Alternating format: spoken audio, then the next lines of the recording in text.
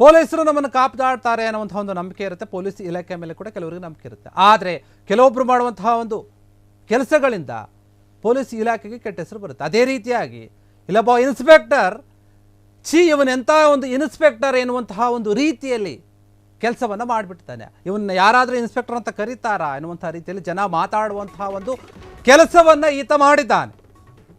Police ಇಲಾಖೆಯೇ ತಲೆ ತೆಗೆಸುವಂತಹ ಒಂದು ಕೆಲಸ ಇದು. ಡಿಜೆಹಳ್ಳಿ ಇನ್ಸ್ಪೆಕ್ಟರ್ ವಿರುದ್ಧ ಅತ್ಯಾಚಾರದ ಆರೋಪ ಕೇಳಿ ಬರ್ತಾ ಇದೆ. ಇದು ಡಿಜೆಹಳ್ಳಿ ಇನ್ಸ್ಪೆಕ್ಟರ್ ಸುನಿಲ್ ಕರ್ಮಕಾಂಡ. ಏನು ಮಾಡಿದ್ದಾನೆ ಅಂತಂದ್ರೆ ಚಿನ್ನು ಮುದ್ದು ಅಂತ ಹೇಳಿ ಚಾಟಿಂಗ್ ಮಾಡಿದ್ದಾನೆ. ಆ ಒಂದು ಚಾಟಿಂಗ್ ಈಗ ಫುಲ್ ವೈರಲ್ ಆಗ್ತಾ ಇದೆ. ಇನ್ಸ್ಪೆಕ್ಟರ್ ವಿರುದ್ಧ ಆರೋಪವನ್ನು ಮಾಡಿದ್ದಾಳೆ ಮಹಿಳೆ, ಅಲ್ಪಸಂಖ್ಯಾತ ಮಹಿಳೆ.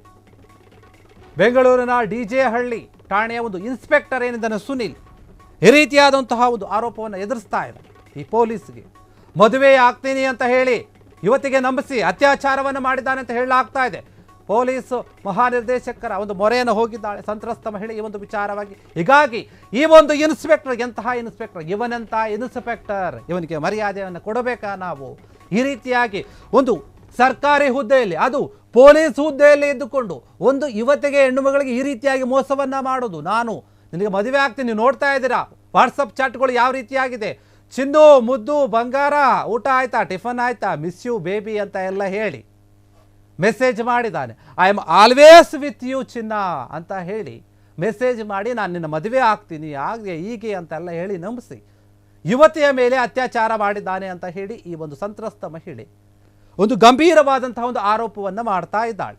ಅಲ್ಪಸಂಖ್ಯಾತ ಸಮುದಾಯದ ಮಹಿಳೆಗೆ ಈ ರೀತಿಯಾಗಿ ಮೋಸವನ್ನು ಮಾಡಿದ್ದಾನೆ, ದೊಡ್ಡ ಒಂದು ಅತ್ಯಾಚಾರ ಎಸಗಿರುವಂತಹ ಒಂದು ಕೆಲಸವನ್ನು ಮಾಡಿದ್ದಾನೆ ಅಂತ ಹೇಳಿ ಯುವತಿ ಆರೋಪವನ್ನು ಮಾಡ್ತಾ ಇದ್ದಾಳೆ. ಡಿಜೆಹಳ್ಳಿ ಇನ್ಸ್ಪೆಕ್ಟರ್ ಸುನಿಲ್ ಏನಿದ್ದಾನೆ ಆತನ ಮೇಲೆ ಈ ರೀತಿಯಾದಂತಹ ಒಂದು ದೊಡ್ಡ ಆರೋಪ ಕೇಳಿ ಬಂದಿರುವಂಥದ್ದು. ಏನೇನೋ ದಿನನಿತ್ಯ ಪ್ರತಿನಿತ್ಯ ಚಾಟ್ಗಳನ್ನು ಮಾತಾಡ್ತಾ ಇದ್ದ, ನಂಬಿಸ್ತಾ ಇದ್ದ. ನಾನು ನಿನ್ನ ಮದುವೆ ಆಗ್ತೀನಿ, ನೀನು ನಾನು ಹೇಳ್ದಂತೆಯೇ ಕೇಳು, ನನ್ನ ಜೊತೆ ಇರು ಅಂತ ಹೇಳಿ ನಂಬಿಸ್ತಾ ಇದ್ದ. ಯುವತಿ ಕೂಡ ಆತನ ಮಾತಿಗೆ ಮರಳಾಗಿ ಪೊಲೀಸ್ ಇನ್ಸ್ಪೆಕ್ಟರ್ ತಾನೆ ಅಂತ ಹೇಳಿ ಖುಷಿ ಪಟ್ಕೊಂಡು ಆತ ಹೇಳ್ದಂತೆಲ್ಲ ಕೇಳ್ಬಿಟ್ಲ ಏನೋ ಗೊತ್ತಿಲ್ಲ. ಕಮ್ ಚಿನ್ನಿ, ಹೋಗು ಚಿನ್ನಿ, ಬಾ ಚಿನ್ನಿ, ಚಿನ್ನು ಮುದ್ದು ಅಂತ ಏನು ಮಂಜುನಾಥ್ ಕರೆದ್ನೆಲ್ಲ ಆ ರೀತಿಯಾಗಿ ಈ ಇನ್ಸ್ಪೆಕ್ಟರ್ ಕೂಡ ಯುವತಿಗೆ ಕರೆದು ಮರಳು ಮಾಡಿ ಅತ್ಯಾಚಾರ ಮಾಡಿದ್ದಾರೆ ನನಗೆ ಅಂತ ಹೇಳಿ ಯುವತಿ ಆರೋಪ ಮಾಡ್ತಾ ಇದ್ದಾಳೆ. ಒಬ್ಬ ಇನ್ಸ್ಪೆಕ್ಟರ್ ಆಗಿ ಹೇಗೆ ನಡ್ಕೋಬೇಕು, ನ್ಯಾಯ ಕೇಳಿ ಬಂದವರಿಗೆ ನ್ಯಾಯ ಕೊಡಿಸ್ಬೇಕಿಲ್ಲ, ತಾನೇ ನನಗೇನು ತಿಳಿಯುತ್ತದ ಅನ್ನೋಂಥ ರೀತಿಯಲ್ಲಿ ಯುವತಿಯ ಜೊತೆ ಈ ರೀತಿಯಾಗಿ ಆಟಗಳನ್ನು ಆಡಿರುವಂಥದ್ದು. ಇವರು ಮಾಡಿರುವಂಥ ಒಂದು ಚಾಟ್ ಈಗ ಎಲ್ಲ ಕಡೆ ಹರಿದಾಡ್ತಾ ಇದೆ. ನೀವು ಗಮನಿಸ್ತಾ ಇರ್ಬೋದು ಯಾವ ರೀತಿಯಾಗಿ ಅವರು ಚಾಟ್ ಮಾಡಿದ್ದಾರೆ ಅಂತ. ಕೆಲವೊಂದನ್ನು ನಾವು ನಿಮಗೆ ತೋರಿಸೋಕ್ಕಾಗಲ್ಲ, ಅದಕ್ಕೆ ಅದರ ಮೇಲೆ ರೆಡ್ ಮಾರ್ಕ್ ಹಾಕಿ ಬಿಟ್ಟುಬಿಟ್ಟಿದ್ದೀವಿ. ಅದನ್ನು ನೀವು ಅರ್ಥ ಮಾಡ್ಕೊಳ್ಳಿ, ಏನಿರ್ಬೋದು, ಏನು ಮಾಡಿರಬಹುದು ಅಂತ ಎಲ್ಲವನ್ನು ಬಿಡಿಸಿ ಹೇಳೋಕ್ಕಾಗಲ್ಲ. ಆದರೆ ಈ ರೀತಿಯಾಗಿ ಒಂದು ಯುವತಿಗೆ ಮೆಸೇಜ್ ಮಾಡ್ತಾ ಇದ್ದಾನೆ, ಈತ ಮಾತಾಡಿದ್ದಾನೆ, ಕೆಲವೊಂದು ಕೃತ್ಯಗಳನ್ನು ಎಸಗಿದ್ದಾನೆ ಅಂತ ಏನು ಯುವತಿ ಆರೋಪ ಮಾಡ್ತಾಳೆ. ನಿಜಕ್ಕೂ ಕೂಡ ಇಡೀ ಪೊಲೀಸ್ ಇಲಾಖೆ, ಅವರ ಒಂದು ಸ್ಟೇಷನ್ ಅಲ್ಲ, ಇಡೀ ಪೊಲೀಸ್ ಇಲಾಖೆ ಗಮನಿಸಬೇಕಾಗುತ್ತೆ. ಒಬ್ಬ ಇನ್ಸ್ಪೆಕ್ಟರ್ ಆಗಿ ಈ ರೀತಿಯಾಗಿ ಕೆಳಮಟ್ಟದಲ್ಲಿ ನಡೆದುಕೊಳ್ತಾರೆ, ಮೋಸ ಮಾಡ್ತಾರೆ ಅಂದರೆ ಇದು ಹೆಂಗೆ ಅಂತ. ಓಕೆ, ನಿನಗೂ ಕೂಡ ಇಷ್ಟಪಡುವಂಥ ಒಂದು ಅಧಿಕಾರ ಇದೆ, ಇಷ್ಟಪಡು, ಮದುವೆ ಆಗು, ಚೆನ್ನಾಗಿರು, ಆದರೆ ಈ ರೀತಿಯಾಗಿ ಏಕೆ ಮಾಡೋದು ಅಂತ ಈ ಒಂದು ವಿಚಾರವಾಗಿ ಈಗ ಸಾಕಷ್ಟು ಪ್ರಶ್ನೆಗಳು ಕೇಳಿ ಬರ್ತಾ ಇದೆ. ಈ ರೀತಿಯಾದಂತಹ ಒಂದು ಮಾತು ಕೇಳಿ ಬರ್ತಾ ಇದೆ. ಏನು ಡಿಜೆಹಳ್ಳಿ ಇನ್ಸ್ಪೆಕ್ಟರ್ ಇದೆ ಸುನಿಲ್, ಈತ ಅತ್ಯಾಚಾರವನ್ನು ಮಾಡಿದ್ದಾನೆ, ನನ್ನ ಮೇಲೆ ಅನೇಕ ಬಾರಿ ಅತ್ಯಾಚಾರವನ್ನು ಮಾಡಿದ್ದಾನೆ ಅಂತ ಹೇಳಿ ಯುವತಿ ಆರೋಪವನ್ನು ಮಾಡ್ತಾ ಇರುವಂಥದ್ದು. ಒಬ್ಬ ಇನ್ಸ್ಪೆಕ್ಟರ್ ಹುದ್ದೆಯಲ್ಲಿದ್ದು, ನ್ಯಾಯ ಕೊಡಿಸಬೇಕಾದಂತಹ ಒಂದು ಹುದ್ದೆಯಲ್ಲಿದ್ದು ಈತ ಮಾಡಿರುವಂಥದ್ದು ನೀಚಾತಿ ನೀಚದ ಒಂದು ಕೃತ್ಯ. ಒಂದು ಮಹಿಳೆಗೆ ನಂಬಿಸಿ ಮೋಸ ಮಾಡೋದು ಅಂದರೆ ಇದೇ ಒಂದು ಕೆಲಸವನ್ನು ಯಾರೋ ಒಬ್ಬ ಸಾಮಾನ್ಯ ವ್ಯಕ್ತಿ ಮಾಡಿದರೆ ಇವರು ಪೊಲೀಸ್ ಭಾಷೆಯಲ್ಲಿ ಆ ಒಂದು ವ್ಯಕ್ತಿಯನ್ನು ಮಾತನಾಡಿಸ್ತಾರೆ. ನಿಮಗೆಲ್ಲ ಗೊತ್ತಿರಬಹುದು ಪೊಲೀಸ್ ಭಾಷೆ ಅಂದರೆ ಯಾವ ರೀತಿಯಾಗಿ ಇರುತ್ತೆ ಅಂತ. ಯಾರೋ ಒಬ್ಬ ನಾರ್ಮಲ್ ವ್ಯಕ್ತಿ ಈ ರೀತಿಯಾಗಿ ಮೋಸ ಮಾಡಿದರೆ ನಿಜಕ್ಕೂ ಕೂಡ ಪೊಲೀಸರು ನೀವು ಸುಮ್ಮನೆ ಬಿಡ್ತಾ ಇದ್ರು. ಹಾಗಾದರೆ ನಿಮ್ಮ ಪೊಲೀಸರೇ ಈ ರೀತಿಯಾಗಿ ಮಾಡಿದಾರಲ್ಲ, ನೀವು ಏನು ಕ್ರಮ ತೆಗೆದುಕೊಳ್ತೀರಾ? ಅವರಿಗೆ ಯಾವ ರೀತಿ ಮಾಡ್ತೀರಂತ ನೋಡಿ. ವರ್ಷದಲ್ಲಿ 3 ಬಾರಿ ಲೈಂಗಿಕವಾಗಿ ಬಳಸಿಕೊಂಡಿದ್ದ ಅಂತ ಆರೋಪವನ್ನು ಮಾಡಿದ್ದಾಳೆ ಮಹಿಳೆ. ರಿಜಿಸ್ಟರ್ ಮದುವೆಯಾಗುವುದಾಗಿ ನಂಬಿಸಿ ಬಲೆಗೆ ಹಾಕ್ಕೊಂಡಿದ್ದ ಈ ಕಾಮುಕ ಇನ್ಸ್ಪೆಕ್ಟರ್. ಮನೆ ಕೊಡಿಸ್ತೀನಿ, ಬ್ಯೂಟಿ ಪಾರ್ಲರನ್ನು ನಿನಗೆ ಕೊಡಿಸ್ತೀನಿ, ಮಾಡಿಕೊಡ್ತೀನಿ ಅಂತ ಹೇಳಿ ನಂಬಿಸ್ತಾ ಇದ್ದಂತೆ. ಆತನ ಮನೆ ಮತ್ತು ಹೋಟೆಲ್ಗೆ ಕರೆಸಿಕೊಂಡು ಅತ್ಯಾಚಾರ ಮಾಡಿದ್ದಾನೆ ಅಂತ ಹೇಳಿ ಯುವತಿ ಆರೋಪವನ್ನು ಮಾಡ್ತಾ ಇದ್ದಾರೆ. ಪ್ರತಿ ಬಾರಿಯೂ ಕೂಡ ನನಗೆ ವಿಡಿಯೋ ಕಾಲನ್ನು ಮಾಡು ಅಂತ ಹೇಳಿ ಹಿಂಸೆಯನ್ನು ಕೊಡ್ತಾ ಇದ್ದ, ಕಾಟ ಕೊಡ್ತಾ ಇದ್ದ. ನೀನೇನಾದರೂ ನಮ್ಮ ವಿಚಾರವನ್ನು ಯಾರಿಗಾದರೂ ಹೇಳಿದರೆ ಸರಿ ಅಂತ ಇರಲ್ಲ ಅಂತ ಹೇಳಿ ಬೆದರಿಕೆ ಆಗ್ತಾ ಇದ್ದಂತೆ. ಅದರ ಜೊತೆಗೆ ಖಾಸಗಿ ಫೋಟೋ ಮತ್ತು ವಿಡಿಯೋಗಳನ್ನು ಇಟ್ಟುಕೊಂಡು ಕೊಲೆ ಬೆದರಿಕೆ ಕೂಡ ಹಾಕಿದ್ದ ಅಂತ ಹೇಳಲಾಗ್ತಾ ಇದೆ. ಸುನಿಲ್ ಕರ್ಮಕಾಂಡವನ್ನು ಈಗ ಮಹಿಳೆ ಬಯಲು ಮಾಡಿದ್ದ. ಒಂದು ಬಾರಿ ಅಲ್ಲ, ವರ್ಷದಲ್ಲಿ 3 ಬಾರಿ ನನ್ನ ಮೇಲೆ ಲೈಂಗಿಕ ಒಂದು ಕೃತ್ಯವನ್ನು ಎಸಗಿದ್ದ ಈ ಒಂದು ಇನ್ಸ್ಪೆಕ್ಟರ್ ಪದೇ ಪದೇ ನನಗೆ ವಿಡಿಯೋ ಕಾಲ್ ಮಾಡು ನಾನು ನಿನ್ನ ನೋಡಬೇಕು ಅಂತ ಹೇಳಿ ನನಗೆ ಕಿರುಕುಳ ಕೊಡ್ತಾ ಇದ್ದ, ಮೆಸೇಜ್ ಮಾಡ್ತಾ ಇದ್ದ. ವರ್ಷದಲ್ಲಿ 3 ಬಾರಿ ನನ್ನ ಮೇಲೆ ಅತ್ಯಾಚಾರವನ್ನು ಮಾಡಿದ್ದಾನೆ, ಎಸಗಿದ್ದಾನೆ. ನನಗೆ ಬೇರೆ ಬೇರೆ ರೀತಿಯಲ್ಲಿ ಆಮಿಷಗಳನ್ನು ಒಡ್ಡಿದ್ದಾರೆ. ನಿನಗೆ ಬ್ಯೂಟಿ ಪಾರ್ಲರ್ ಇಟ್ಟುಕೊಡ್ತೀನಿ, ಮನೆ ಕೊಡಿಸ್ತೀನಿ, ಕಾರ್ ಕೊಡಿಸ್ತೀನಿ, ಚಿನ್ನ ಬೆಳ್ಳಿಗಳನ್ನು ಕೊಡಿಸ್ತೀನಿ ಅಂತ ಹೇಳಿ ನನ್ನನ್ನು ನಂಬಿಸಿದ್ದ. ನನಗೆ ಮೋಸ ಮಾಡಿದ್ದಾನೆ. ಒಬ್ಬ ಪೊಲೀಸ್ ಇನ್ಸ್ಪೆಕ್ಟರ್ ಆಗಿ ನನ್ನ ಜೊತೆ ಈ ರೀತಿಯಾಗಿ ನಡೆದುಕೊಂಡಿದ್ದಾನೆ. ನೀವು ಗಮನಿಸಿ, ನೀವು ಒಬ್ಬ ಪೊಲೀಸ್ ಇನ್ಸ್ಪೆಕ್ಟರ್ ಆಗಿ ಈ ರೀತಿಯಾಗಿ ಮಾಡ್ತಿದ್ದೀರಾ ಅಂತಂದರೆ ಯಾರಾದರೂ ನಾರ್ಮಲ್ ವ್ಯಕ್ತಿ ಮಾಡಿದಾಗ ಅವನೇನಂತ ಹೇಳ್ತೀರಿ? ಅವನಿಗೆ ಮಾತಾಡುವಂಥ ಭಾಷೆನೇ ನೀವು ಬೇರೆ.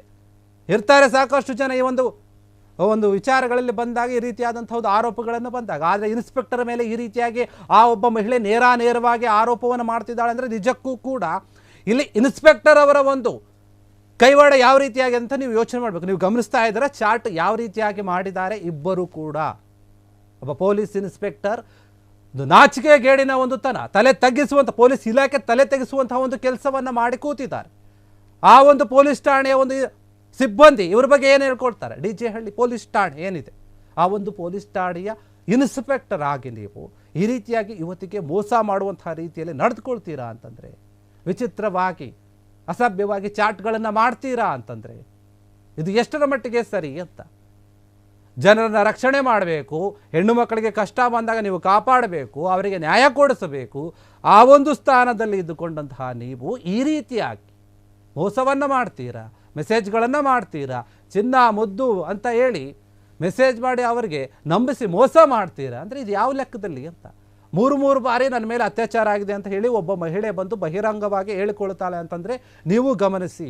ಯಾವುದೇ ಹೆಣ್ಮಗಳು ಕೂಡ ತನ್ನ ಒಂದು ವಿಚಾರದಲ್ಲಿ ಖಾಸಗಿ ಒಂದು ವಿಚಾರಗಳನ್ನು ಜನರ ಮುಂದೆ ಹೇಳ್ಕೋಬೇಕು ಅಂದರೆ ಒಂದಲ್ಲ 100 ಬಾರಿ ಯೋಚನೆ ಮಾಡಬೇಕಾಗುತ್ತೆ.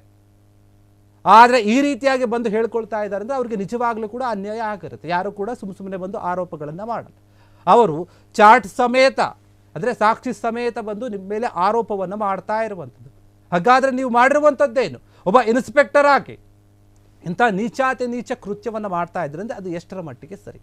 ಒಬ್ಬ ಯುವತಿಗೆ ನಂಬಿಸಿ ಆಯಿತು ನಿಮಗೆ ನಿಜವಾಗ್ಲೂ ಇಷ್ಟ ಇದ್ದರೆ ಮದುವೆ ಆಗಿ ಒಂದು ಬಾಳು ಕೊಡಿ, ಅದು ಬೇರೆ ಪ್ರಶ್ನೆ. ಆದರೆ ಮಾಡೋದೆಲ್ಲ ಮಾಡಿ ಎಲ್ಲ ಆದಮೇಲೆ ನೀವು ನನಗೆ ಬೇಡ ಅಂತ ಹೇಳಿ ಕೈ ಬಿಡುವಂತಹ ಕೆಲಸವನ್ನು ನೀವು ಮಾಡಿದ್ದೀರಾ ಅನ್ಸುತ್ತೆ. ಅದಕ್ಕೆ ಈ ಯುವತಿ ಈಗ ಈ ರೀತಿಯಾಗಿ ಮಾಡಿದ್ದಾಳೆ.